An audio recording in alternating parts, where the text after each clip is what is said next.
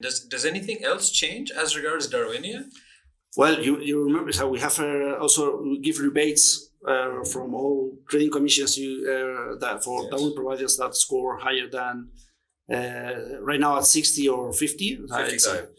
But now we're going to change it. You need to have more than 55 in any Darwin at the end of the month to have 20% of discount of your commissions. And if this is a change, we increase the limit because this is because it's easier to get 55, and also it's easier because 1 month ago we changed the business model, and now without commissions, the Darwins are doing better. So it's easier to score 55. So we thought about that. It's better for us also as a company to increase it because we also need to have some commissions. And at the same time, we keep the level of 60 to have the 40% of 40%, discount. 40% discount. And in terms of like allocation capital, is Darwinex keeping it 6 or is it increasing? Well, Darwinia, in fact, yes, we are. In fact, I shouldn't have said that because I brought it through the grapevine, but now I put you on the spot, so you need to answer me. No, because now we are going to increase to 7.5 million. 7.5, okay. Instead of 6, it means that it's 45 million? 45 million in 6 months period. No, 6 months period. Allocated on real time on all Darwins in the platform, plus all the money invested from external investors, which is, I think, right now it's almost 100 million. We will be close to 100 million AUM, which is a great number to, I think, from thinking that from where we started. But this is not our idea is to reach as soon as possible much higher numbers. Allocation numbers. I'm going to play devil's advocate and give you a difficult question now, speaking as a member of the community of traders. And that question is, it's all well and good. Community. The community, as you know, is a rough place to be, but I'll play devil's advocate for a moment in support of my colleagues in the community. And I'm going to ask you this. It's all well and good to come up with a new D-score and be confident in its validity.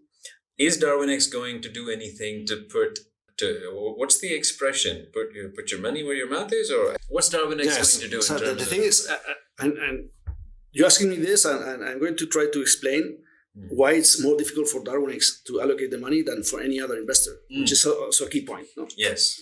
Whatever effort we do to invest our money must be with something that commercially makes sense.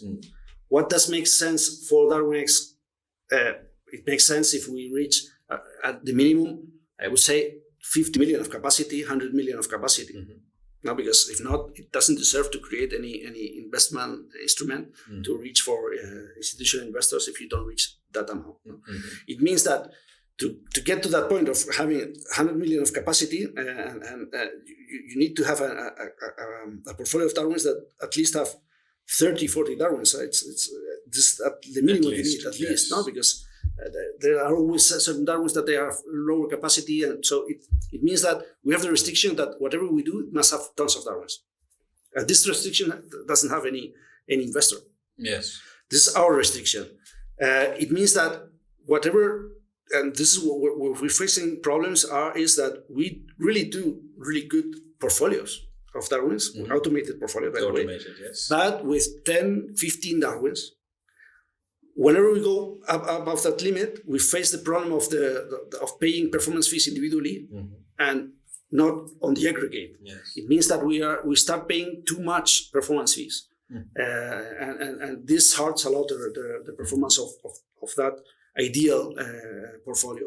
That's the main reason why we didn't make this public, because we need to come up with some idea that allows us to get, and this is also thinking loud, but the only way to Darwins to commercially sell a really big capacity portfolio is that we come up with an agreement individually with those Darwins to pay them differently, in a way that saying, hey, for example, each Darwin provider, whenever he wants to create this Darwin, he approves to give 10-20% of his capacity with a different structure because if not, we're not able to sell this properly. So it means that, why? Because as I told you, our restrictions are much bigger than for any investors. It means that, and this is also a good point to say that there are tons of portfolios that makes money automatically. Yes.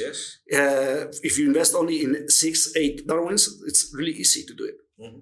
So it's really easy, automated, but this is not what our aim. So our aim is to come up with something with much more, and we will study this. And the idea is so we with the new D-score is much easier to do it. The rotation is lower, so it's the portfolio of Darwins rotates less each day, and it's possible, yes. But as I said, we need to come up with some kind of new.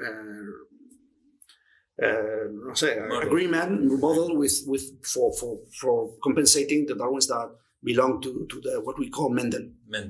All right. So it sounds to me like that's yes. We're actively working on. Yes, we do have something really powerful, but now we need to think about how to make this agreement with all these Darwin providers, because maybe they are on his. So the idea is that it's their capacity.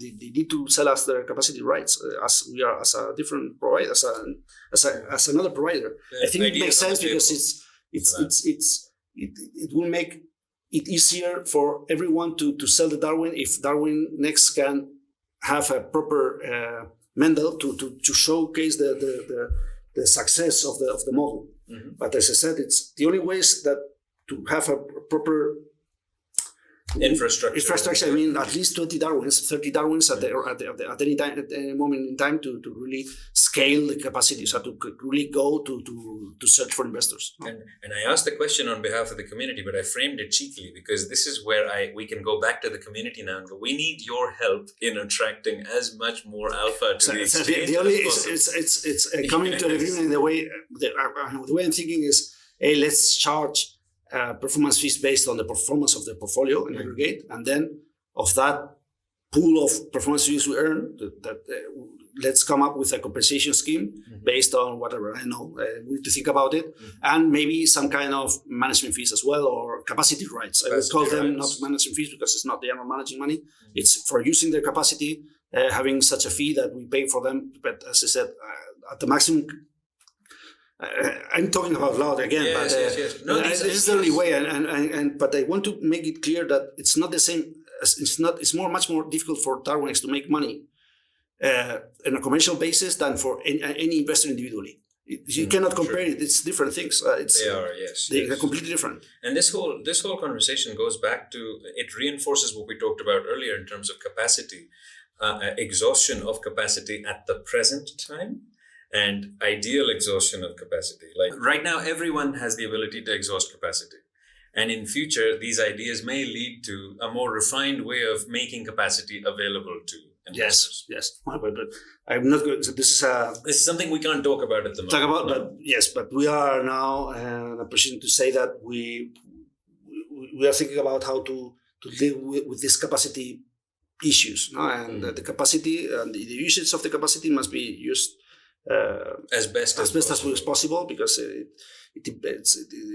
affects the performance of the trader, of the signal provider. And we're very much open to ideas people have on this, so please bring them forward. Share your ideas with us anywhere you feel fit, especially on the community forum. If you'd like to start a thread where you can just talk to us directly about your ideas as to how you think capacity is better distributed. And we're very happy to take those ideas. More than open to hear.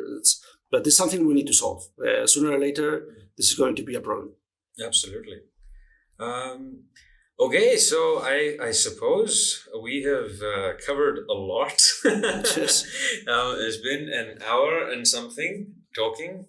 We should really have just done this live because we did a one-take podcast recording. But it was fun. I thought it would be more difficult, but I'm happy. COVID dynamics have made us all work from home. So in fact, I'm visiting the office and seeing Javier after 4 months? 4 months, yes. 4 months. And we've sat down and said, oh, so nice to see you. Can we record an hour and a half podcast now? and we did it in one take. So it's been pretty fun. I hope it's not boring but at least people know from first hand what we want to do and why. I think this is important to understand what makes us different from other competitors. Absolutely. Well, thank you very much for your time. Thank you, Ali. It's been great.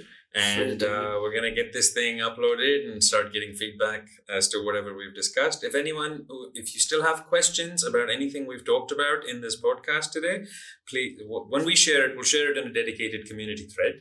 And feel free to post your questions, your comments and feedback and anything else to that effect. And as we've taken a lot of feedback on board in this podcast, so feel free to very openly and freely discuss your ideas. Yes. By the way, I like the community. It's just that whenever I go to the community, it's that I'm spending too much time there. It's a rough place. It's a rough place. It's like, and rough is said you cannot stop. Love, you cannot stop. And I really think that if I stay there, I need to stay. If not, I prefer not to answer anything. That's my biggest problem. I don't have enough time to do everything I want. And that's what I mean by rough. Once you start a conversation on the community thread, the activity goes through the roof. So you're kind of stuck there. And with all our commitments that we do have, like all of you who are listening to this, it tends to get difficult to sort of follow through with each conversation. Yeah, it's in time. And that's the main thing. But we very much encourage such feedback because it's great towards the evolution of the product as well as your own evolution as community members.